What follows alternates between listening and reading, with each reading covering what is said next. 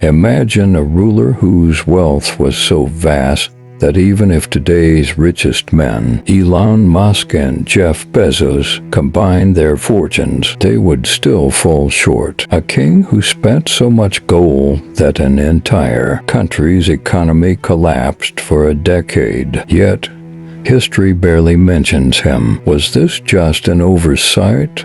Or was it intentional? Before Mansa Musa's reign, the Mali Empire was already an emerging power in West Africa. It had gained independence from the Ghana Empire under Sundiata Keita in the 13th century. By the early 14th century, Mali had become a dominant force, controlling vast trade networks of gold, salt, and ivory. Mansa Musa was born in 1280 CE into the Keita dynasty. His predecessor, Mansa Abu Bakr II, was fascinated by exploring the Atlantic Ocean. According to historian Ibn Khaldun, Abu Bakr II launched a massive fleet of ships but never returned. As a result, Mansa Musa became the ruler in 1312 CE. Unlike many kings, he did not seize power through war or palace intrigue, but was chosen for his administrative skills, wisdom,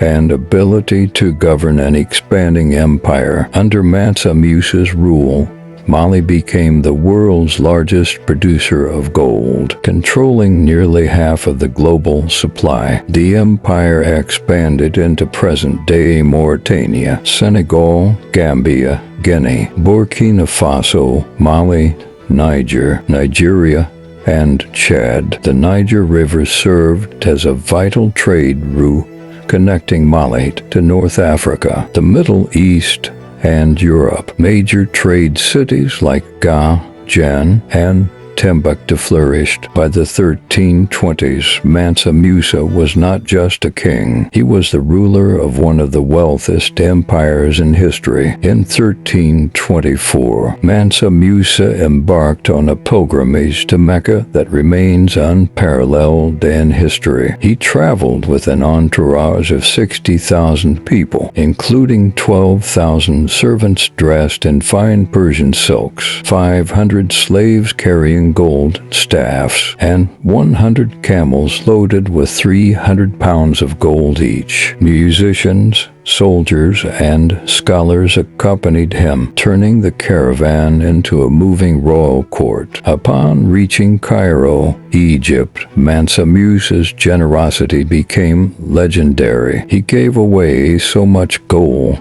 that its value plummeted by 25%, causing inflation that lasted for over a decade. The wealth he distributed was so overwhelming that European maps began depicting Mali as a land of gold. On his return journey, he did not come back empty-handed. He brought back scholars, architects, and artists from across the Islamic world. Among them was the famous Andalusian architect Abu Ishaq al-Sahili, who played a key role in shaping Timbuktu's skyline. He also returned with hundreds of books and manuscripts, laying the foundation for a new intellectual era in Mali. With his newly acquired knowledge, Mansa Musa transformed Timbuktu into Africa's most important center of learning. He established the University of Sankar,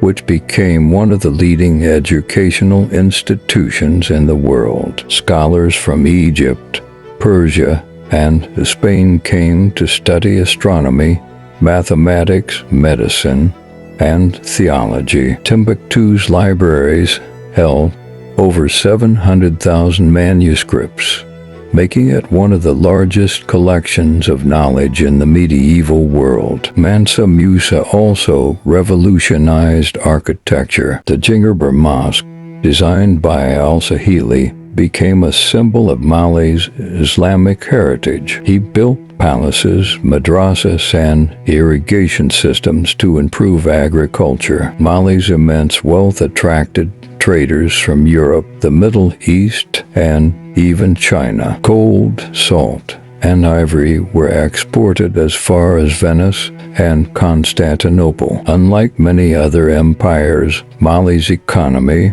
was not based on slavery, but on skill, labor, and trade networks. After Mansa Musa's death in 1337 CE, the Mali Empire began to decline. Succession conflicts weakened central authority, and in 1591 CE, a Moroccan invasion devastated Timbuktu's libraries. European colonization further erased much of Mali's historical significance. Mansa Musa's story was largely forgotten due to several reasons. Colonial historians downplayed African civilizations to justify European rule. Many historical records were written in Arabic and never translated into European languages. Western education systems focused on Africa as a land of poverty and slavery, while ignoring its golden age. Mansa Musa's story offers three key lessons.